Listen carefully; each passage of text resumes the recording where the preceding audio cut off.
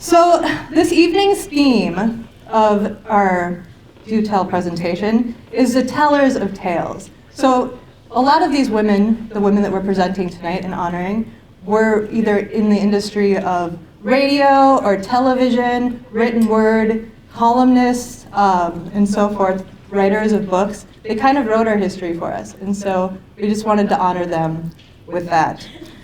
So, without further delay, our hostess has returned from the last year, and so, if you can help me welcome to the stage, Rosa Schnobrich.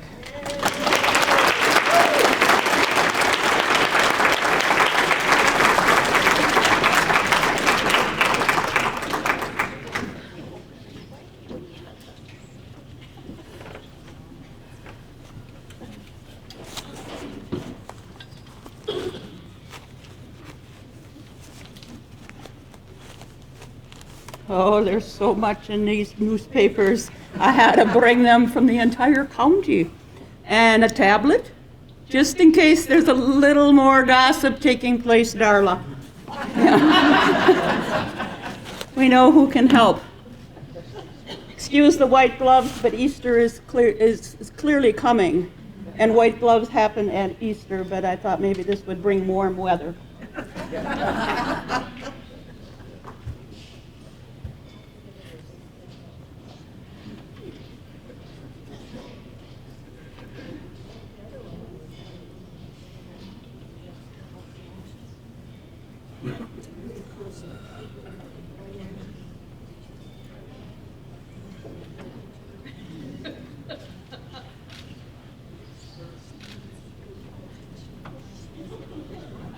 Anybody here know any good gossip? Just so you know, I better come over here. Just so you know, gossip is welcome. If you don't have gossip, just share with us some real stories, and they may show up in the newspapers. I know a few people. A few people know me. Hopefully you all know me, and you can contact me at 377J or stop in at my meat market. And I have my trusty tablet. I take notes. Sometimes they get a little gametched during the day, but I can generally figure it out close enough. All right, let's get ready here.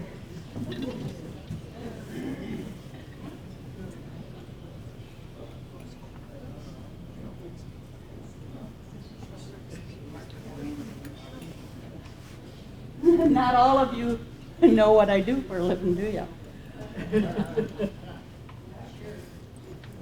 Ellen Bankira. I'd like to be her, but I'm not a doctor. I know, and I'm not one of those guys that gives out drugs. Oh, a pharmacist, excuse me. But what I am, I'm a butcher.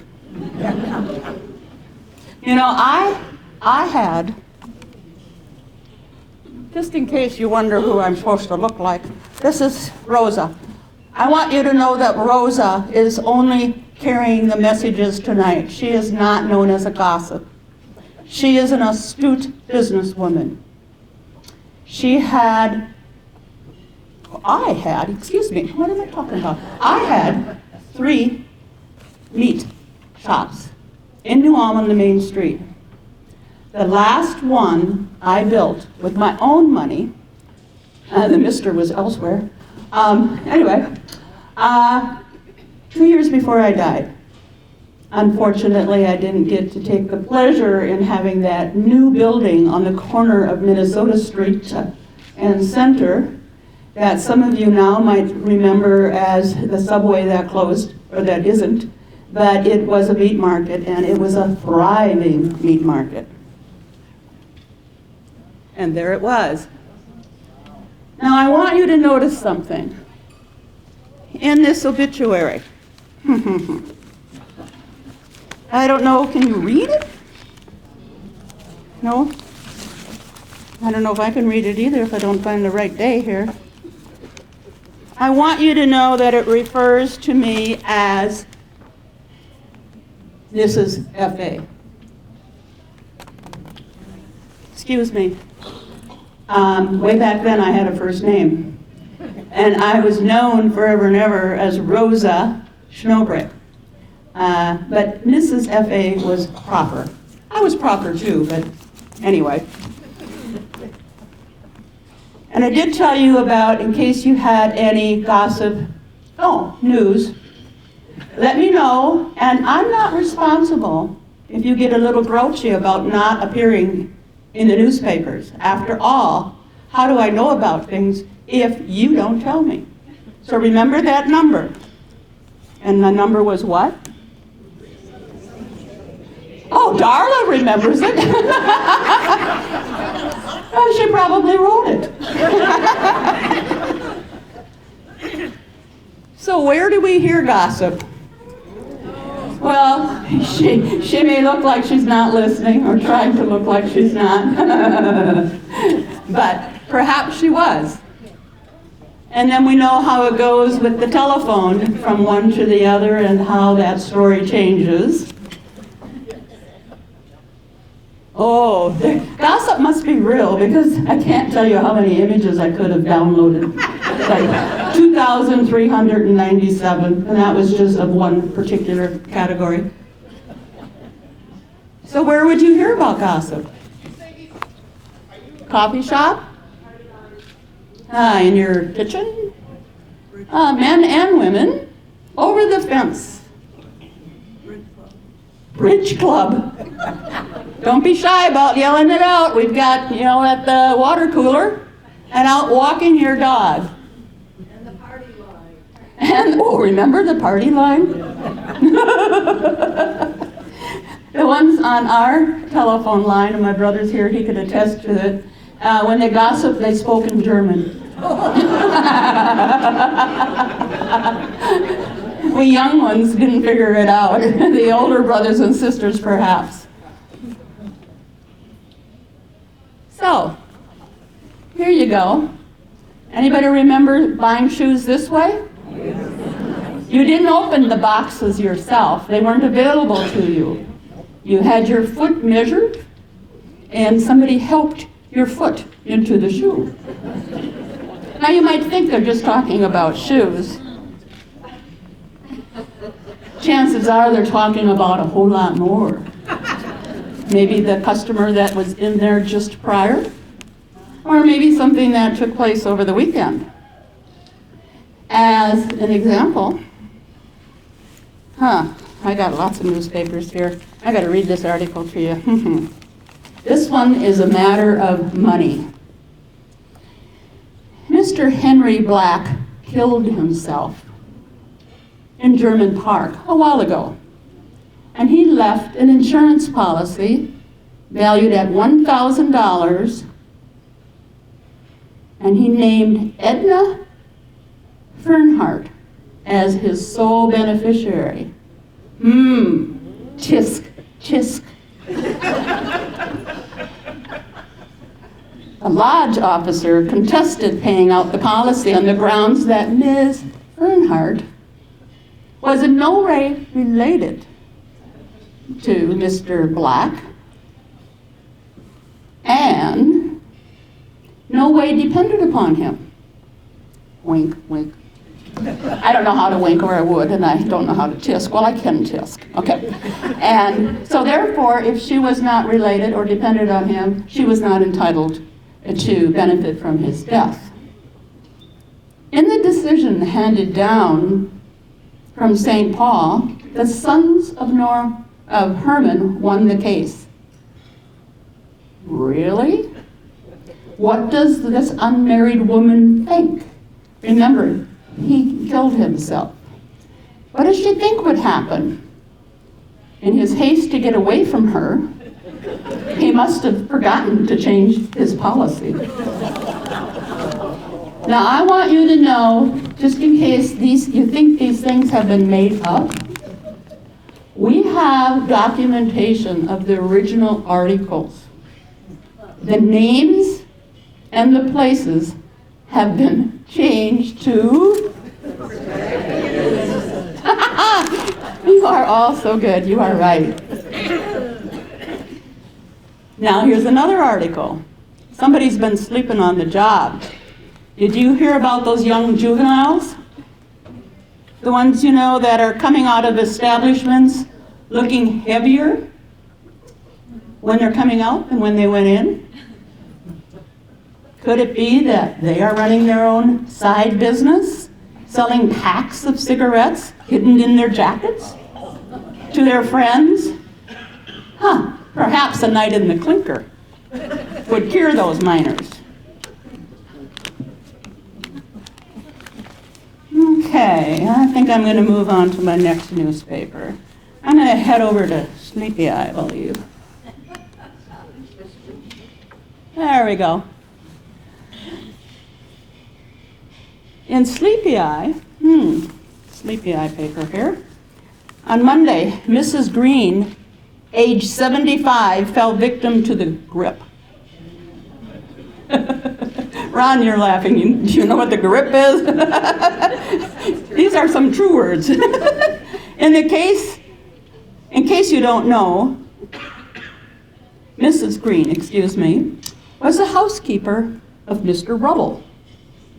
That name has been changed. And the old miser who died just a little while back. Now his house was searched after her death.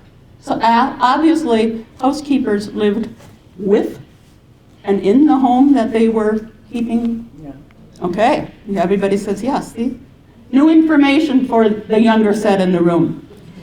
Anyway, after she died, his house was searched. They found $800 in the bed, in the cracks in the wall, in the cigar box, and other places of concealment. And yet, he received a pauper's funeral and was buried in a potter's field. While she was found only to have one pair of shoes, one dress, one coat, and not a dime to her name. She was buried upon the charity of the church. The lesson here is that you can't take it with you. You can't spend it after you're gone. And, how do you think she was paid?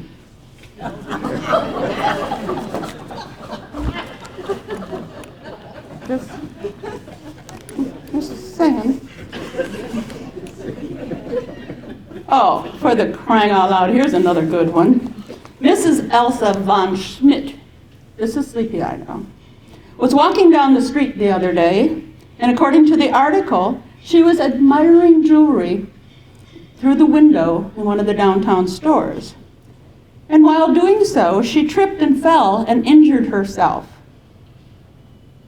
Severely, she says. She took the matter before the city council and asked for $100 for medical attendance, $25 for nursing, and $15 for bandages, and $2,500 for personal damage.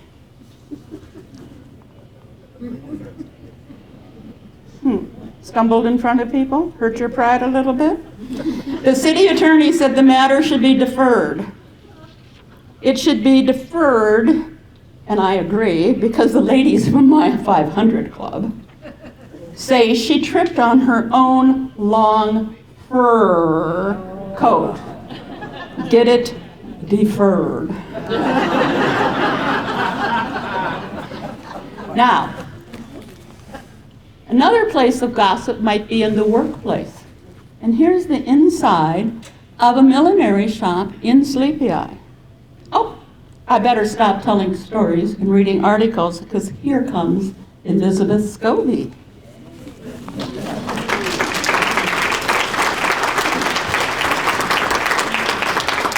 Well, thank you, Rosa. I think you should leave some of your newspaper clippings here.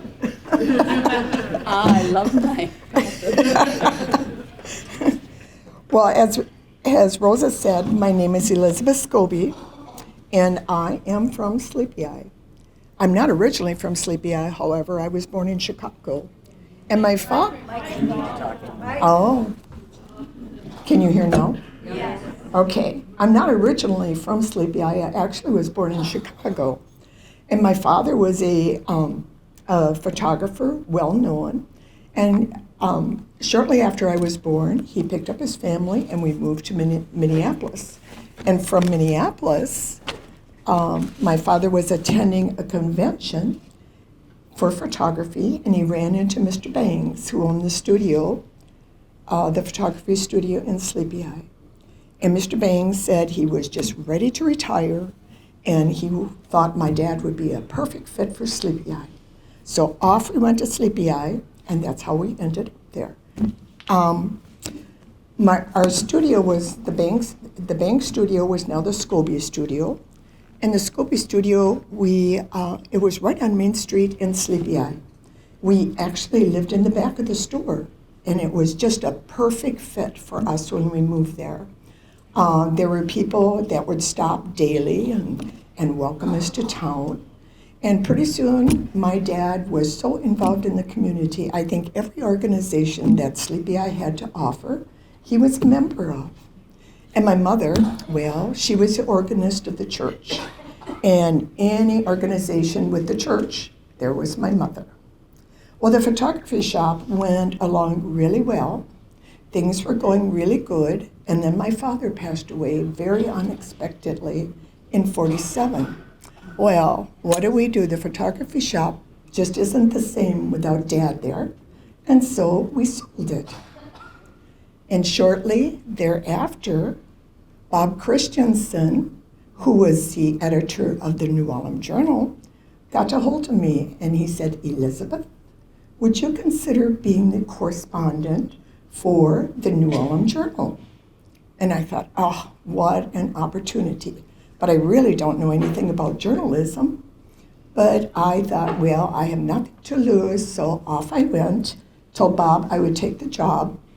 And that started my 20-year career with the Ulm Journal as a Sleepy Eye correspondent. Well, off I went. I got my pad of paper. I got a packet of pencils. I got a pencil sharpener and I dusted off my typewriter and I was off. I was starting my new career. Well, with all of the planned meetings in town, there was always the school board meetings, there was the town council meetings, and some of those, I tell you, had special meetings on top of their regular meetings. I was going to a lot of their meetings. And there was the Public Utilities Committee meetings, and I even surprised a gentleman in the area when I started attending their farm meetings. And oh my goodness, the first farm meeting I walked into, those gentlemen, they weren't quite sure how to take me. It wasn't a hello, it was nothing. They just kind of looked at me. Well, I must have done okay at reporting on their meetings because in the future, when I showed up, they had a chair pulled out, just waiting for me to sit down. There was also the one area that I really enjoyed going to and reporting on was the Orchid Inn. I think everybody has fond memories of the Orchid Inn. Well, if your husband came in and said, well, let's go for a date tonight or this weekend to the Orchid Inn, out came your fanciest clothes and your best jewelry and your highest heels, and he would put on his leisure suit or a shirt and tie, and off we would go to the Orchid. And do you remember how fondly you got treated there? There was a big buffet, and there was someone sitting there at the piano bar playing the piano, and it was just a lovely evening. And then you were drawn to the music in the dance area. And you would go over there and, in the summertime, there were class reunions all over. You would see a 5-year, a 15-year. There was Hanska over here, Sleepy Eye over there. There was all sorts of different towns. And then you saw that sign that said a 50-year class reunion. And you thought, oh my goodness, how did someone 50 years out of school? I know, 50 years, that's unbelievable. There were so many hugs going on during the night, and there were so many handshakes, and there was a little drinking going on. So, as the night got going, the dancing got a little closer or a little faster, depending upon the couples, and the hugging got a little bit more, but it was always a fun place to visit. And your politicians soon decided, this is a good place to go. And I remember one night in particular where the DFL was having a fundraiser at the Orchid. And Hubert Humphrey was going to be the speaker. Well, Hubert decided he was going to have a press conference before the fundraiser. And he invited reporters from all over. And I was one of them. And as I'm getting ready, I'm going, this isn't quite my political affiliation. So I had a pair of big elephant earrings that I decided to wear that night. And outdoor I went, and I didn't think I was going to be noticed that much. Well, after the press conference, I overheard Mr. Humphrey asking Don Stempert, who was the owner, just who was that press woman sitting there with those elephant earrings? And I thought, oh no, there's my job, I'm done. Well, as it turned out, as Mr. Humphrey was introducing all of the dignitaries that were in the room, and there were quite a few, he paused, he looked my way, he looked back, and he said, I just have to announce that this is no longer a one-party event. We have become a two-party event.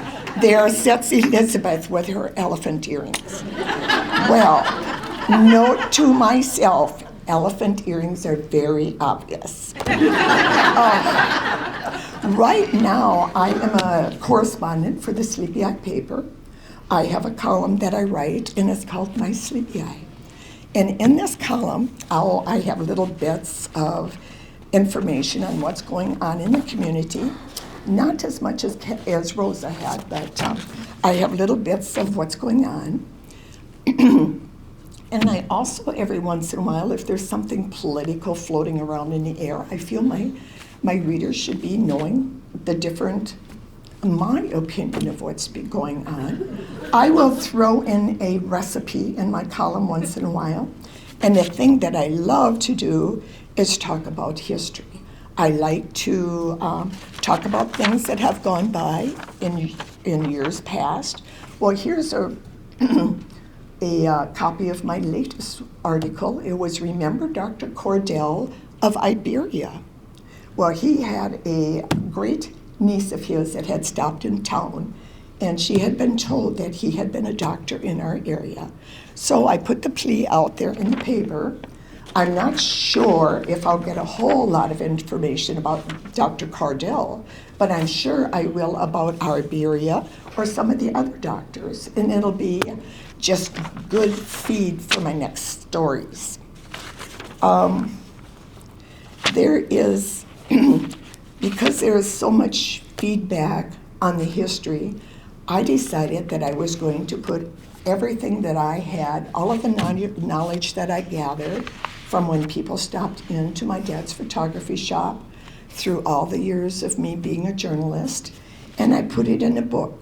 And the book is titled Sleepy Eye, A History of Sleepy Eye, Minnesota by Elizabeth Scobie. And there's just some neat things in here. There's detail on how Sleepy Eye got their name. Of course, it was from the Indian chief that had the droopy eyelids. I go into information about when they got their first fire whistle. And there's information in here on, there used to be a big old flour mill in Sleepy Eye. And it was one of the biggest employers. They had up to 200 people working there. And at its peak, there was over 5 brands of flour that they processed. Well, the story's there. And there's many more information on all of the doctors. There's information on the many, many churches that were in town. Well, out of all of this, I decided that I wondered one day what it would be like if Father hadn't taken the journey from Chicago to Minneapolis to Sleepy Eye. I wondered if I'd be a big reporter in the Chicago Daily. I don't know. We'll never know. I'm just glad that he did take that journey, and I am back in Sleepy Eye. Now, there are some things that I am going to set you straight on Elizabeth. Elizabeth, in her later years, she went to reside in the Divine Providence Nursing Home in Sleepy Eye. And you know how they say you move out lock, stock, and barrel? Well, she moved in with her notebook. She moved in with her pencils, her pencil sharpener, and her typewriter. And Elizabeth, over the years, arthritis had gotten the better of her, and so her hands were getting quite crippled. But you could tell, you could hear her as you're coming down the hallway, going tap, tap, tap, tap, tap on her typewriter. And if she really had a letter to the editor because she disagreed with something, she was really rap-a-tap-a-tapping. Or if she may have an article that she thought would be of interest to her readers. Elizabeth lived to be 91. She died in 1995. And there's many things about Elizabeth that I have learned in doing the research on her. She loved music. Oh, she was the organist for the church for over 20 years. She loved poetry. Elizabeth wrote poetry. She actually had a book published. It was called From April to March. And some of her poems were actually printed in the Minneapolis paper or the Chicago Daily. I'm sure she submitted them and they were printed.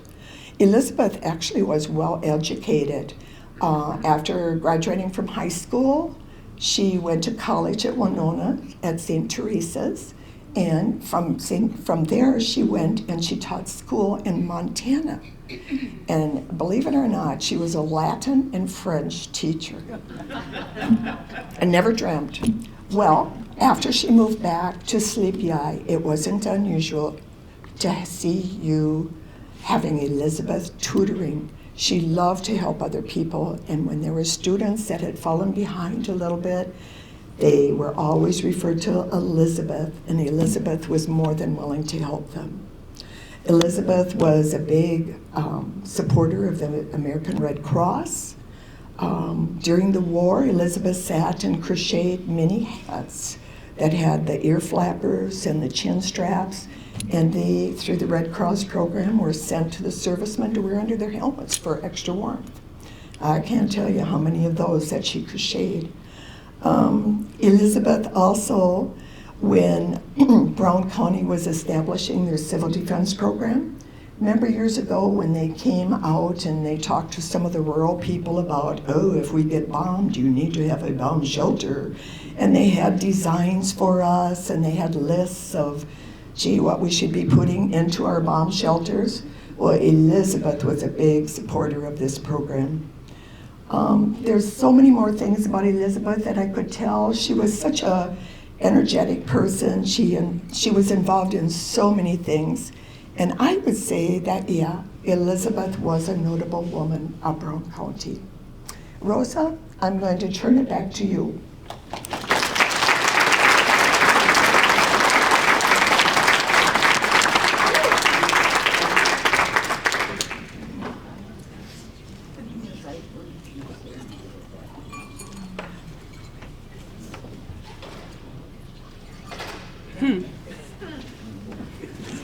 If you want to get some gossip going. Anybody remember polka days? Those of you who don't, I'm sorry. It was quite a celebration. It was such a celebration that over time it was decided it needed to go inside a fence. And that's how it ended up at the Brown County Fairgrounds, and it came back as Heritage Fest. So you can imagine the stories that came out of this night. This particular couple decided to get married at Polka Days. And so I'm sure it wasn't just covered by the New Ulm Daily Journal at the time. The rumors had to really be going. Oh, I guess they were. Some hot stuff. You know, one thing I don't know that we mentioned earlier was gossip. Gossip. Need I say more? I could. And I will. Oh my. It really goes. So I read about some young ladies in New Ulm that are arranging a dance at Turner Hall for next Friday night. The only part that the young men will have to do is to act pleasant and make themselves generally agreeable. I'd like to see you try to do that today. Okay. All the arrangements are being made by the fairer sex, and management of the affair will be in their hands. Now listen up, all of you men. Over 70 invitations have been issued to young gentlemen, and it's safe to say that they will all be in attendance. On such an occasion, the old married duffers, any in the room? You know that the ones that are past their prime but think they're not? Well, they need not open their mailbox. Just saying. Just saying. Oh, gone one too fast here. I got a couple more stories under the hair dryers. Huh.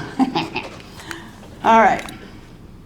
For those of you who want to look as lovely as I said lovely as I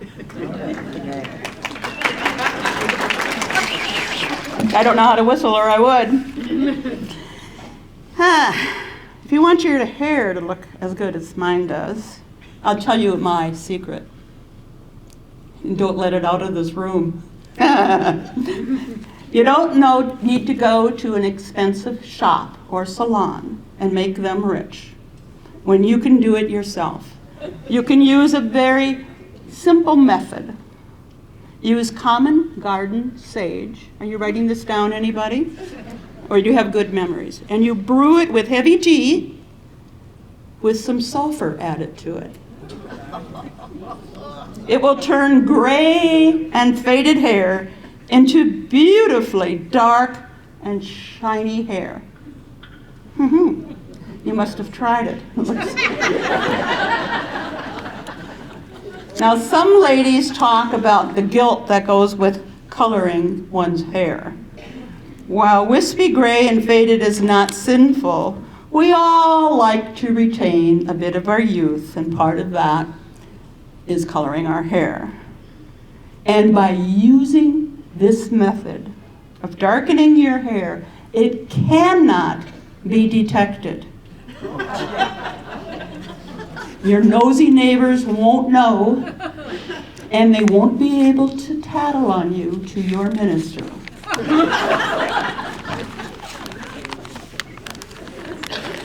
So if you'd like to try it, remember, or if you didn't write it down, see me later. Oh, here's an interesting one going on at the Dakota. Anybody remember the Dakota Hotel in New Ulm? Or where it was? Yay! All right. Well, here's a switch. Have you heard about the Hello Boys? Norman Johnson and his friends have practiced their most friendly hello. Lauren, did you want to come up here and try that? Or maybe my brother Dick. Don't want to put anybody on the spot. Well, you might say, why are they practicing? Well, I have the answer right here. Right here. The Dakota Hotel is going metropolitan. It's installing its own telephone switchboard. the telephone company has started the installation of a private switchboard for that hotel, and telephones will be in every room of the hotel. A total of 46 telephones. Occupants will be able to call down to the front desk or even get an outside line. And at that hotel front desk, Norman and his cronies will be uttering their smooth hellos. They will be known as New Ulm's first hello boys. You know, I think I'm going to go and order myself up a couple of more telephones. After all, you can never have too many, I guess. Oh, you know, I've almost missed it on the radio, but it's time. It's recipe time with Doris.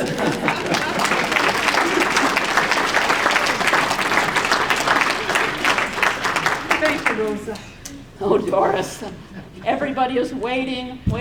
I certainly hope so. Well, and sometime, will you consider putting meat in your recipes? You know, I could use a little more business coming my way.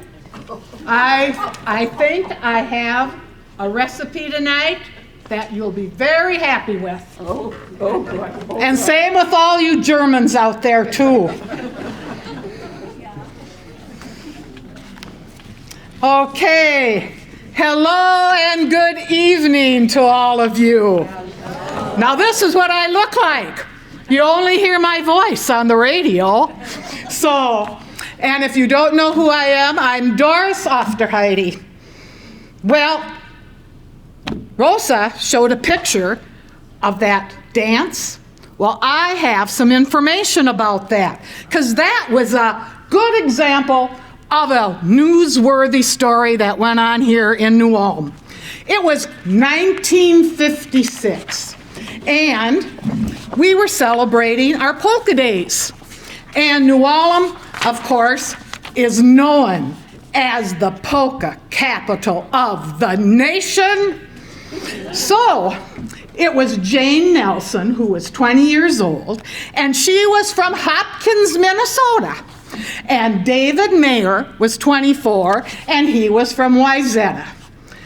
They got married early that afternoon, and they jumped in their car and they drove here to New Ulm, and they wanted to spend their time in polka days. So when they got here, they had their wedding dinner. They were even in the parade of bands, because the bands used to get on a flatbed, and then they'd go down Minnesota Street, and on the corners, they'd stop, and that's where they would play. They were the guests of honor at the world's largest wedding dance. And New Ulm was noted for that. Several polka bands were on the streets, and the street dancers were dancing, and the bride and groom wanted to make sure that they got to dance at every one of the bands. But guess what? Lo and behold, it started to rain. They only got to dance at 2 places. And so it poured. People were running for shelter. They were basically in store doorways so they wouldn't get wet. And so finally, when it let up a little bit, most of the dancers headed to Turner Hall or to the Armory. But I was informed that the newlyweds headed to the Dakota Hotel. They reserved the honeymoon suite there. If you don't know who I really am, I was born right here on the outskirts of New Ulm, about 4 miles west of here. I was born of Ralph and Laura Rosenau, and we farmed. My dad farmed out there, and I went to country school. But then I came in and I went to St. Paul's Lutheran until I graduated into New Ulm High School, where I did graduate from. In 1958, I married Fred Aufderheide, nice guy, loved him dearly, but we were only married 12 years before he died of cancer at the age of 42. And I was already working at KNUJ by that time. I never remarried, and I have been a widow for 35 years. It's a long time without him. But believe it or not, I spent 50 years with KNUJ Radio and was known as the voice of the valley. Yep. I was hired on November 1st of 1954, and in those 50 years, I missed 4 days of work. Oh, I was not perfect. That meant I missed a day of work every 12 and a half years. Well, when I was there, I was not just on the radio. I paid bills, and I even answered the telephone. So I did a lot of different things. My job at KNUJ was my life's hobby. My mother did try to teach me how to knit or crochet, but I didn't have the knack with those things. And then I tried golf. I wasn't good at that either. So, this is what I do. I'm on the radio. So, you know, my job hasn't changed much over the years. I used to call around to all the surrounding hospitals to find out who was admitted or who was released, and if there were new babies born. But you know, this privacy thing came in, sort of ruined part of my job. But now, the telephone, before I came here tonight, I had a phone call at Union Hospital. Andrew and Amy Kellen welcome twin baby girls. When going home, those little ones are going to be greeted by 5 siblings, 10 years old and younger.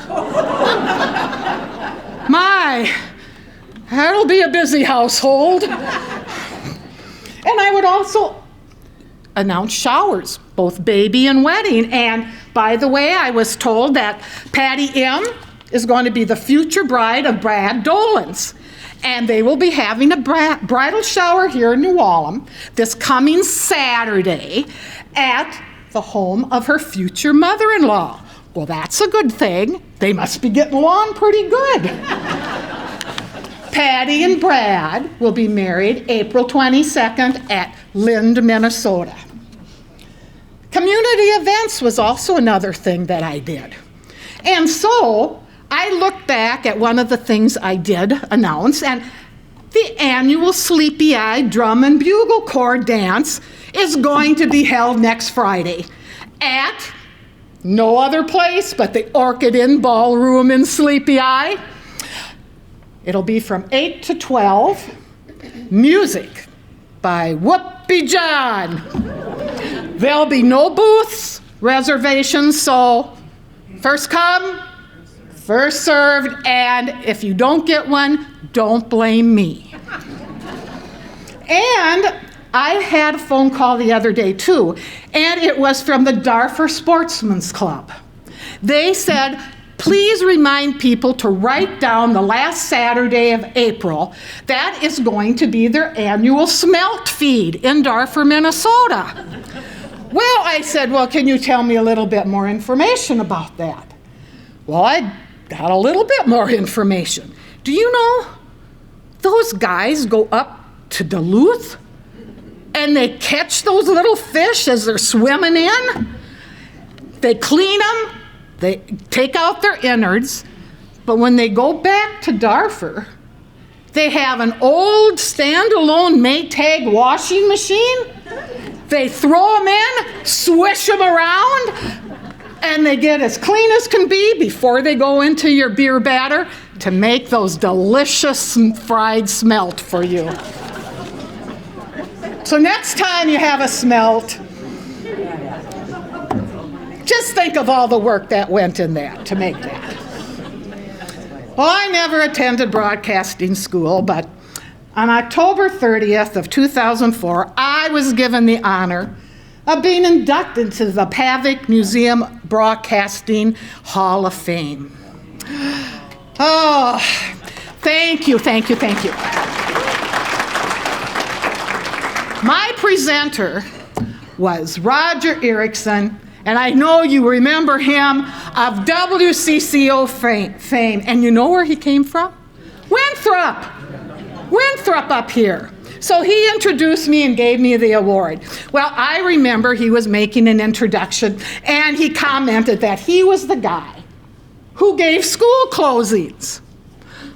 And I remember that too, and he said, when he died, he wanted to say on his tombstone, Roger Erickson, formerly 2 hours late,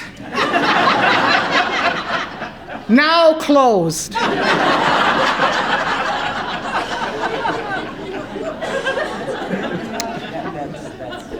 That just touched me. That was really I thought that was a good thing to put on his thing.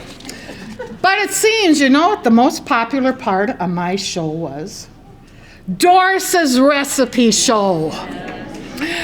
When I would share a recipe from one of my listeners, and people loved it. You know, there's still people who like to cook from scratch, and they like to give their families a home-cooked meal. And so, I've always been asked, did I try out each and every recipe? Of course I didn't. I'm living alone. Living alone is not conducive to trying 5 recipes a week to see if they're good or not. But I trusted the people that sent in their recipes that they would be one of their favorites. Me, anything that goes between 2 slices of bread when you're alone seems to work. Do you know we had so many recipes that we compiled 800 of them into a cookbook? We had recipes ranging from canned pickles, Christmas cookies, and of course the favorite around here, hot dishes. But we also were a little fancy too. We had some decadent desserts and even shrimp scampi. But one of my favorites, and this one I have to say I make, was sauerkraut soup. Consider yourself lucky if you have one of those cookbooks. I certainly hope that you brought along a pencil and some paper, because I am going to give you a couple of recipes before I leave. And since we have the wonderful Shell's Brewery here right in New Ulm, who has been making the best beer for decades, and I know the people of New Ulm love the German heritage, I thought Black Forest beer soup sounded good. And so, here we go. Take out your pencils if you want to, get the recipe, and here it goes. It serves 6 people. You take 1 egg yolk, 1 cup of sour cream, 1 teaspoon of flour. Now this is the best part. 6 cups of Shell's Deer Brand beer. And for those who don't know what 6 cups would be and you don't want to have anything left over, 4 bottles that are 12 ounces. But might as well buy a 6-pack while you're at it. A half a teaspoon of salt, and 6 slices of your favorite garlic toast. Now, you can make it at home, buy some at the grocery store, whatever, but you need that. 1 cup of grated Gruyere cheese. Now I know that sounds fancy. But it's very good cheese, and it's spelled Gruyere.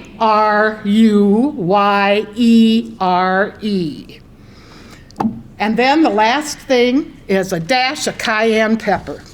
Well, you beat the egg yolk, the flour, the salt, the cayenne pepper, and the sour cream together in a bowl. You bring the beer to a boil in a soup pot. When it's to a boil, make sure you have a wire whisk. And you stir constantly to prevent curdling when you put that sour cream mixture into the boiling beer. Now, that'll cool down your beer, so you need to reheat it, but do not allow it to boil. You place a piece of garlic toast in each one of the bowls, fill each bowl with the soup, and then top with the Gruyere cheese. Enjoy.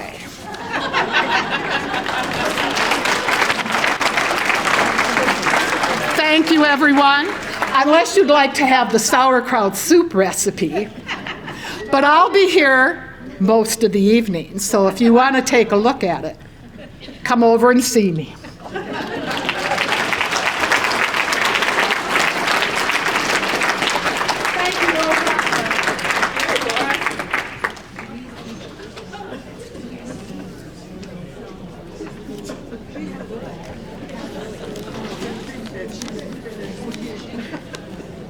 It looks like there's a lot of recipes to try out. Do you got any more besides the two? Well, not tonight, but I have 600 cookbooks at home. Did I hear meat included in that recipe? Well, the second one. Just, Yes, Yeah. it actually had farmer-style sausage from Schnobrichs. oh, yeah, so you say. Rosa, I'll give you the recipe. Come and see me. Okay, thank you, Doris. You're welcome. Okay, a lot of times when we think of gossip, we think of women. Any of you know of anybody of the opposite sex that might bring home a tidbit of news?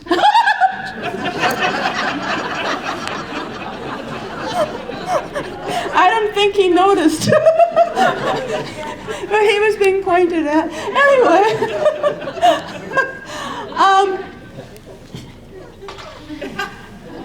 And look at this. And where else do you think they would be hearing some gossip? Perhaps at the saloon? Over the spittoon? Yeah. I want that coat. Yeah. Somebody has a coat similar without sleeves. And then why not over some cards? I think it could get pretty juicy depending upon how long that card game went on. You know, because there's always another story to be told and shared. You know, we're going to move over to Springfield now. And I've heard about this, and I wonder if it's applicable to New Ulm as well. I mean, Lionel really look at this over. It's talking about raffles. It's talking about churches, talking about charities. Oh, excuse me, let me read it to you. The post office is coming down on the raffling business. Now, it's not modern day raffling. For those of you know all about pull tabs and so on, this was raffling. According to the newspaper I read, the post office is getting stricter regarding what advertising raffles. The first ruling only applied to lotteries. And now they've changed it that advertising of raffles via the mail is forbidden. And now comes an order even closer to that. The circulation of notices, posters containing notices of churches, raffles, and similar charities are going to be forbidden, or in New Ulm, verboten. Verboten. I wonder if New Ulm's heard about this? We have a few churches here that might, Well, anyway, not my problem. Just saying, this was in the paper. Carry the message to the people that you know that might be involved to change how they go about their business. And here's another one. How many of you roll your own cigarettes? Oh, I guess we don't do cigarettes anymore. Well, anyway, so the paper says. Listen closely, because you could be in trouble. Are you listening closely? Yes. All right. I'm going to read this slowly. The use of your own cigarette machines, your rolling cigarette machines, may lead to violation of federal laws. According from the recent notice in the newspaper from the U.S. Treasury Service, persons owning one of these cigarette machines may use them for their own use only and may not give them to others. They will be in violation, Ron, of the federal law. Diane, keep them in order. Dealers handling the machines may not demonstrate making cigarettes unless they smoke the cigarettes that they've made during the demonstration. I wonder if that's true for food, Doris? Do you have to eat the food that you make because it's illegal?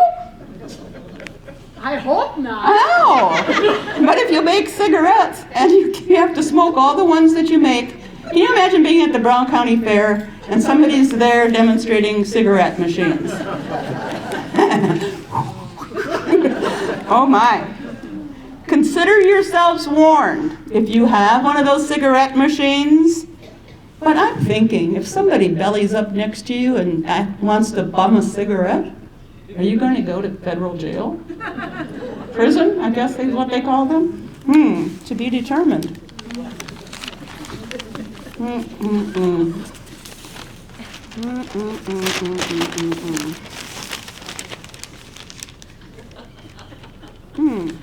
Springfield.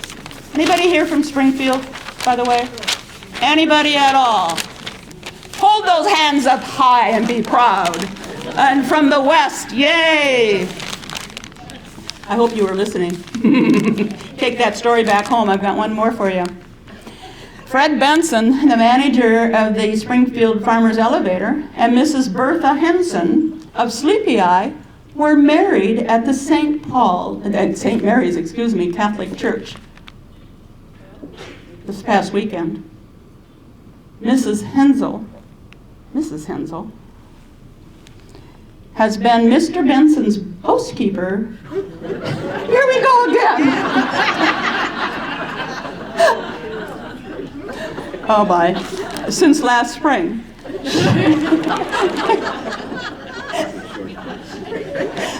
I'm sorry, but there's some goofing off going on over here.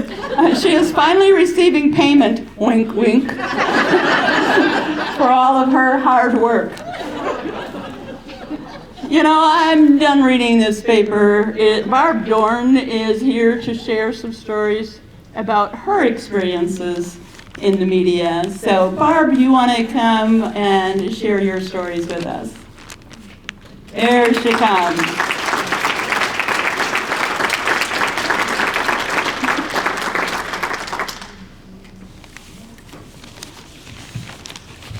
It's all yours. Well, thank you very much. Doris, I do have to ask you a question. I do recall you talking to me about kohlrabi kraut at one point in time.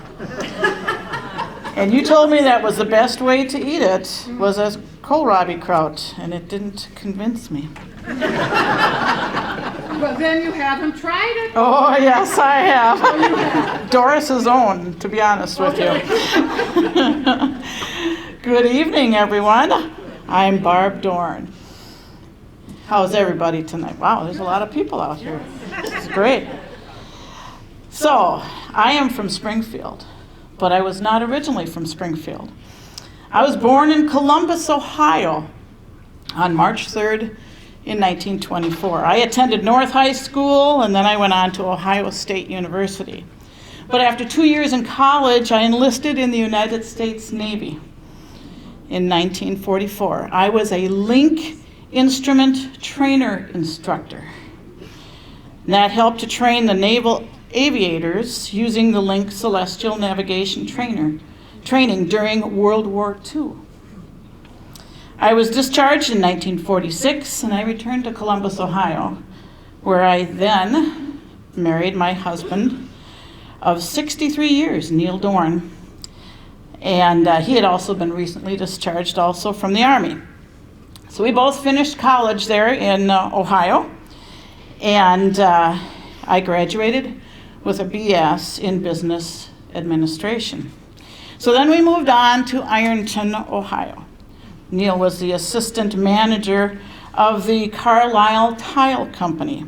Our two sons, Peter and Kevin, were both born in Ironton.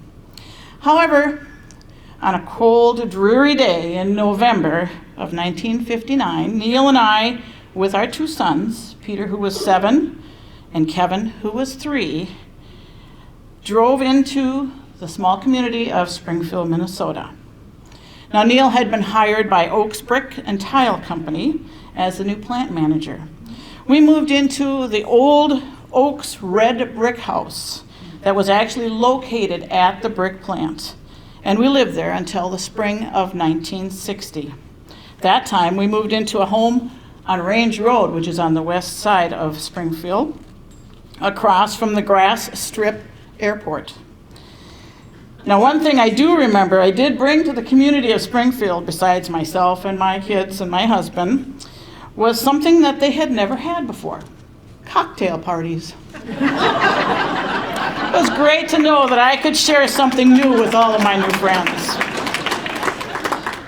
So when I finally found my niche in life, it took a radio news program to direct me in the right direction. All those courses in English at Ohio State did not point me in this direction. However, before my career with the mass media ended, I had worked for radio, TV, and print journalism. KLGR Radio of Redwood Falls, just a competition there of KNUJ, was the first to hire me. I had gathered news from the Springfield area, wrote it up, and I shared it over the air 5 days a week, and anytime there was any breaking news. When cable TV came into Springfield, the owner asked if I'd be able to do a local program 5 days a week, and I agreed to give that a try. Even though I doubted that I would know how to interview people, I found it to be one of the most interesting things I had ever done. I interviewed anyone and everyone who came to town who had a story to tell, along with any local residents who had something special to share. I interviewed every missionary or evangelist who came through town, and even politicians who traveled through Springfield. I was able to interview our representative to Congress, Tom Hagedorn, at that time. I also interviewed Senators Boschwitz and Durnberger. At some point, but I don't know what year, I became a stringer for the Ulm Journal, and I covered local stories along with writing a number of feature articles. I can only estimate the years for TV in the Ulm Journal, but I did do radio broadcasting with KLGR beginning in January of 1963, and I started the Monday after the blizzard when the Soda Ballroom in Springfield burned down. I worked for KLGR until I left Springfield in 1983, so 20 years. So it's hard to select, though, the most memorable thing that ever happened during those years. I was always afraid that there'd be a day in a small town of 2,300 people that there'd be no news. News, gossip, what is it, In anticipation of that, I would hold back stories, just so I wanted to make sure I had something to report. But that day never arrived. I covered grain elevator fires and collapses, terrible accidents involving cars and trains, murders, farmers groups going to Washington to protest, a hole-in-one by an 80-year-old man at the Springfield golf course, a northern that was killed by a golfer with his putter, and burglaries, to list just a few.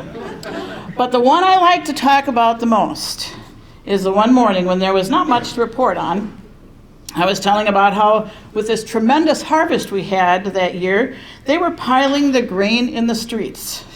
That evening, I was watching Walter Cronkite on CBS TV, and he started talking about the huge harvest in the Midwest, and said, and in Springfield, Minnesota, they are piling the grain in the streets. I jumped out of my chair and I said, that's my story.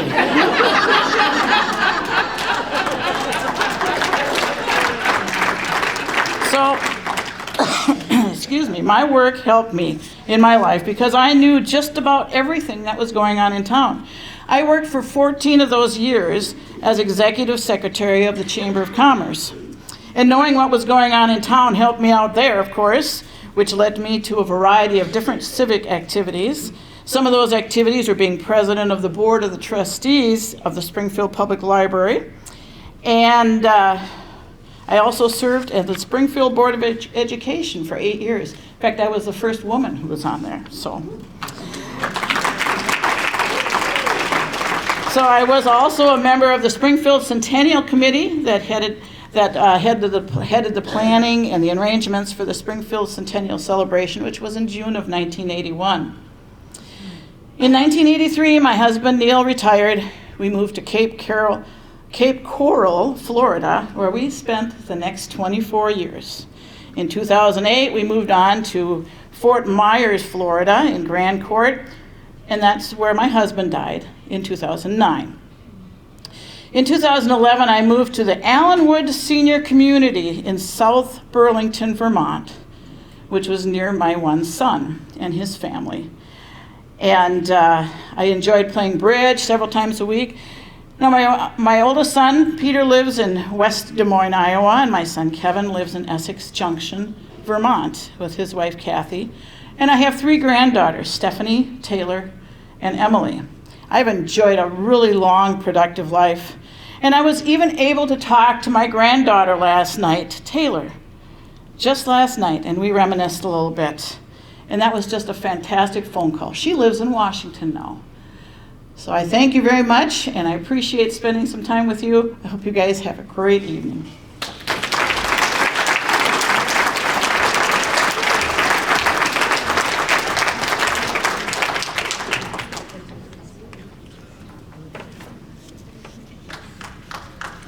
Thank you, Barb.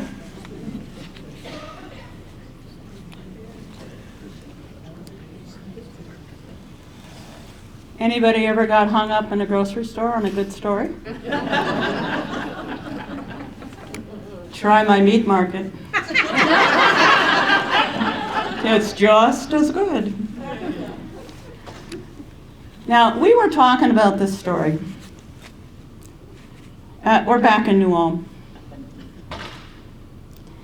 I read about a brawl at the courthouse between the county auditor, Strong Arm Louie, and the attorney, Artful Dodger. Nicknames, of course. But the story is true. It appeared in the newspaper. The spectacle was so disgusting that it was proposed that we open the doors of the courthouse and charge $25 for ringside seats and $5 for standing room. And it was proposed in this article that if it happens again, and if the area isn't sufficient at the courthouse, perhaps we could move it down the street and down the hill to the armory. I'm in on that. I want to be in on the fight, but not, I don't want to be in on the fight. I've had too many of those already, domestic, you know. But anyway, I would like to be in on deciding how the money is used, and maybe we could agitate these two fellows, Strong Arm Louie and Artful Dodger, and take in a few more dollars for the county. All right, we're moving on. Here we go. Arnie's place in Hanska. Now, I'm not saying that this happened in Hanska, but I read it in the Hanska paper. That rumor has it that the cafe owners are getting rich selling burgers and pop. Getting rich? How much is that? Yeah. Ever since Prohibition has been in effect, condiments are in huge demand. More soft drinks are being sold these days. It's speculated in this article that they heard that the whiskey is in the ketchup bottle and brandy in the mustard bottle. So if you prefer brandy, go for yellow. Trust me, those condiments are not going into the burgers. They're going into the beverages. I suggest we keep our children out of those establishments. Oh, this is a good one. How many of you men in the room do laundry?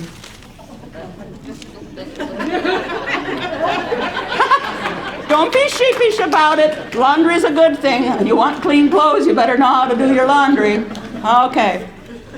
Well, this particular fellow didn't have a clue.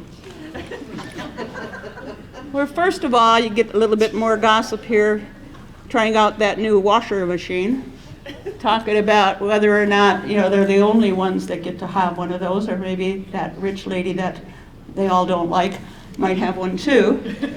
And then there's the story of the gentleman that hung out the laundry.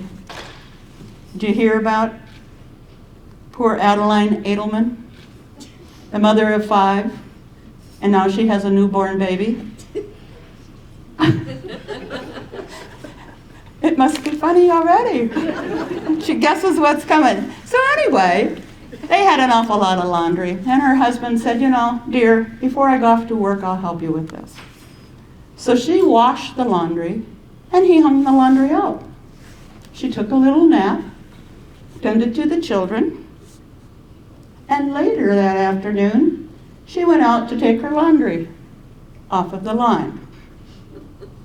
And to her surprise, a neighbor was standing there in his garden, staring at her laundry. Some of you know what I'm talking about. Some of you don't, because you don't hang laundry. But some of us did. And we knew how to hang. We didn't call it laundry, we called it our wash. As he's standing there, he's staring at her unmentionables. Obviously, her husband had never had a lesson. Many of you know how this goes. Where do the sheets go? On the outside. Only because they need more air to blow, space to blow in the wind. Next, and that's on the outside on both sides of the line. And then the next rows, pillowcases, the fine needlework and stuff faces outward, always. And then next, the unmentionables. In the inside, they need less air, less wind, for practical purposes, but we really know why. And maybe that's where the saying came from. Don't air your laundry to the public. It has a lot more meaning now. Okay, moving on. We have one more person that works in the media. Her name is Arline Schmiesing. And she's going to share her experiences telling the story.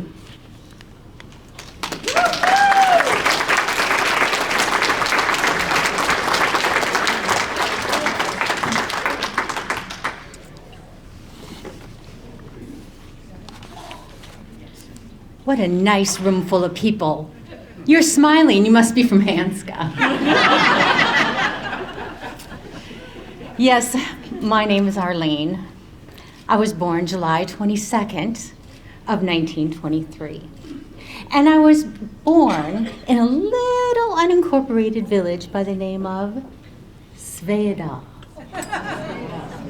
Yeah, can't get any more Norwegian than that. My parents were Algot and Evelyn Blomqvist, and my mother was an Oren before she married my pa. And I have 8 brothers and sisters. 8. That's a lot of laundry. When I was a child, we moved to Hanska.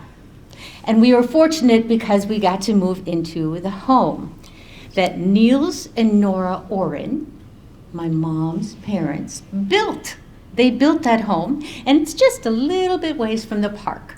So if you stand in the park and look that direction, you'll find the house. It's still there. Now, I was a Depression baby. And well, you see, when there's a lot of children in the home, Christmas doesn't always mean lots and lots of gifts. Maybe fruit? How about some nuts? Never a doll. I wanted a doll so badly, and it just never happened. So now, guess what I do in my spare time? I collect dolls. I have more than I can count. Would you believe I started writing for the Hanska Herald when I was only 10 years old? My first story ran, yes, I was 10 years old, and it was talking about the population of Hanska. Now, that's the only information I had for it. She didn't tell me the population of Hanska at that time. But that does bring me around to the spring of 1905. In the same edition of the paper, it was reported that Hanska had a population of 500. And 2 pages later, it was 319. Who had the most accurate information? I just don't know. Now, remember, Hanska had only been incorporated for 4 years, only 4 years. And we were operating a rural telephone service for well over a year, and the county seat didn't even have one. Well, you know who the county seat was? New Ulm. Yeah, we had a telephone, we did. Now, you know, we're talking about gossip and hearing things, and going back and looking at all the different articles that I wrote. What I did was I pulled from the history and I brought it into the future. And that's what I like to do. I was a historian. I love to talk about the history of the Hanska area. And everyone likes to hear things like this, and this was pulled from the Hanska Herald.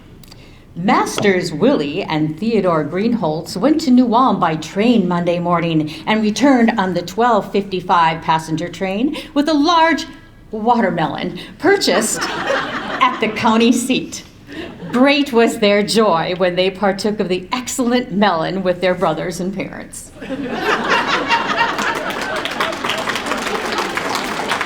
Doesn't everyone need to know that the neighbors ate watermelon? In 1940, I graduated from the Hanska High School, and I was the valedictorian of my class. Things that I loved to do in my spare time were to act in plays and write, especially creative writing. Did you hear the Medelia Electric Bake Shop bread wagon? Say that 3 times when you're in a hurry. The Medelia Electric Bake Shop bread wagon was trying to get here to Hanska in the last snowstorm and ran into the ditch just west of Martin Sorbel's. It had turned over and they abandoned it until the very next day. Was that terrible? I wonder how much bread Martin got out of it. One of the things that Arline did was she took, like I said, the events of the time and tried to bring them to the forward, to the present. And one of the articles that she wrote, she was talking about how in 1912 there were cement sidewalks. Just think about this in Hanska. Just go to Hanska for a minute and think this through. There's cement sidewalks on the east side of Broadway were going to be put in from 1st to 4th Street, and they were replacing the old, dilapidated, unappealing ones that made our town look less savory. Yes, that is exactly. This is the real stuff, real stuff. And then that's what the good things.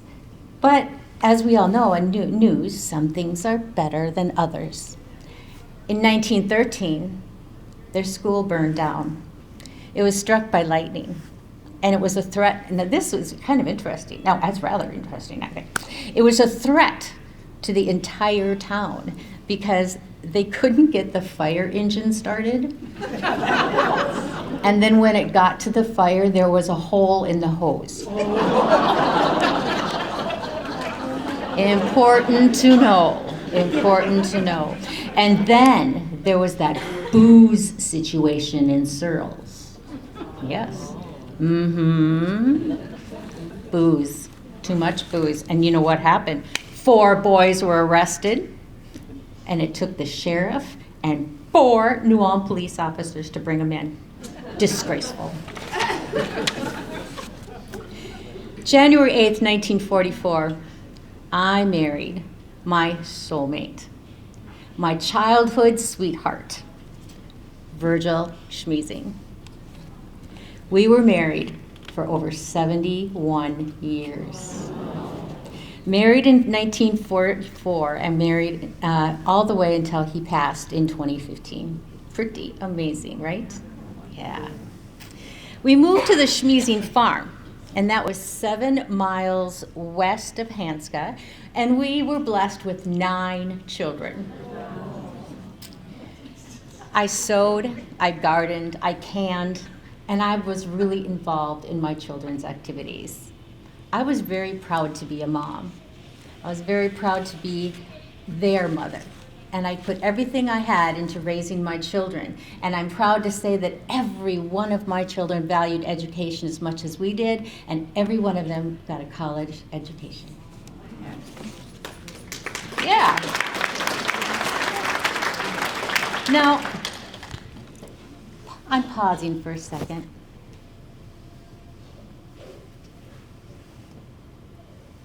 I continued to write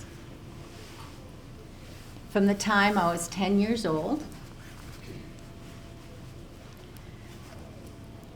through high school, into my married life. I continued to write while I was raising my children. Oh, there I am, wearing one of my favorite sweatshirts. And she continued to write history in the now. She wrote about when the new city hall moved onto the lot where the furniture store was that burnt down. And she mentioned that maybe now they'll clean up the mess from the fire because it faces a residential area and it's a disgrace to the town. Everybody in the area knew that Hanska by far had the best 4th of July celebration. Is that true? Yes, I've heard. I'll tell you what, in the Redwood Falls paper, they said that they had a very poor turnout. No, in New Ulm, they said that they had a very, very good turnout. Hanska paper was a terrific turnout. There was no room for anyone else, and everyone came from out of town. And I continued to write. I continued to write about events and the history of Hanska, and I wanted to bridge from the past. I wanted to weave events from the past into the writing of the present and the future. And I also wanted to maybe spurn on. Make people think a little bit. In 1938, there were 175 electrical lines installed in Nicollet and Brown County. But she just didn't stop there. She went on to say, electricity is more than lights. Electricity is a radio. It's an electric iron. It's a washing machine, a refrigerator, a toaster, water pumps, vacuum cleaners, hot plates.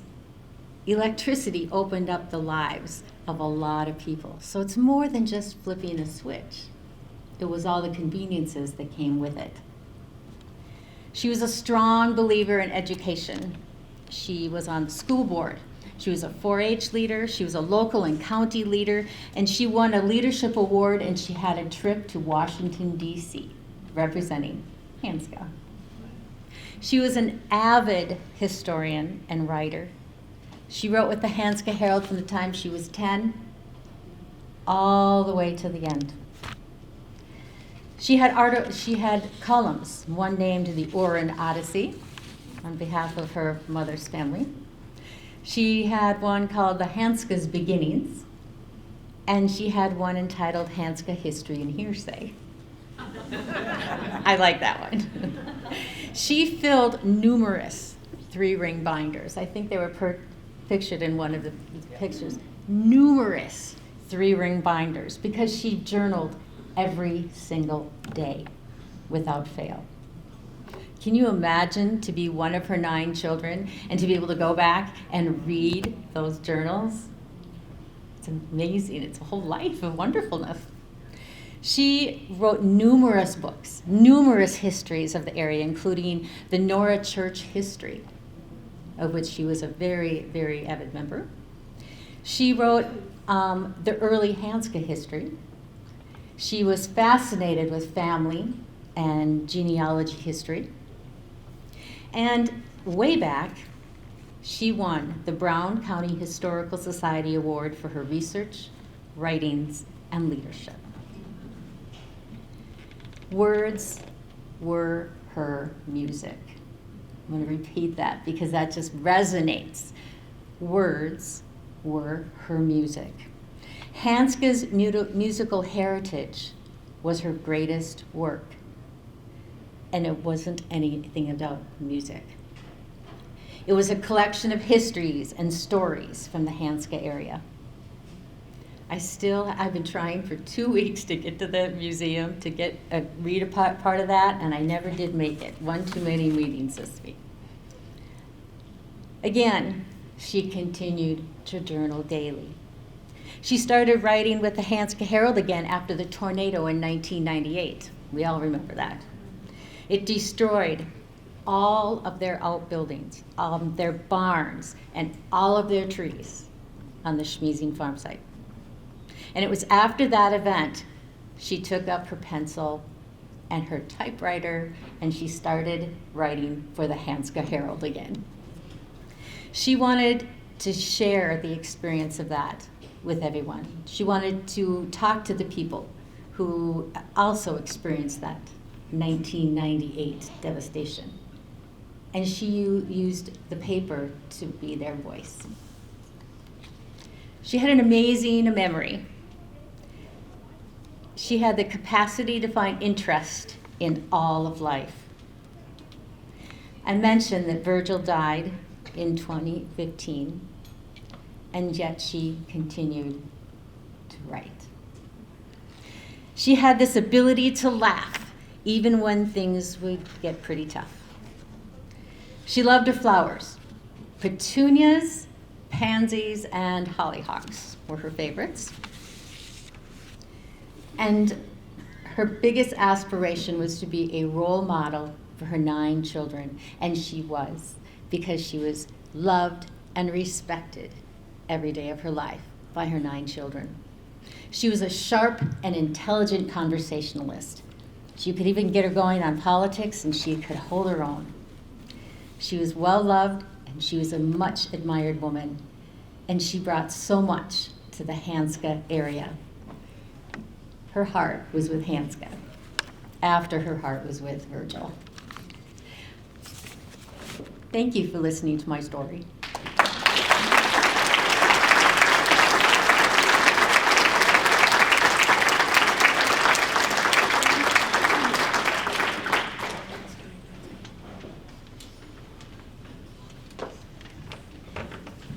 Well, thank you very much for attending tonight. Tonight we talked about some notable women of the past of Brown County. But I also want to make note of the notable women of the present and of the future, and of all of you in this room tonight, men and women. You are all notable, whether it be for your volunteer service to your communities, or for the amazing grandparent that you are, or that dish that you bring to the holidays that nobody else could make just like you. So speaking of the present and notability, I am honored to announce that this year, the Minnesota Alliance of Local and Local History Museums will be awarding its Lifetime Achievement Award to Kathleen Backer.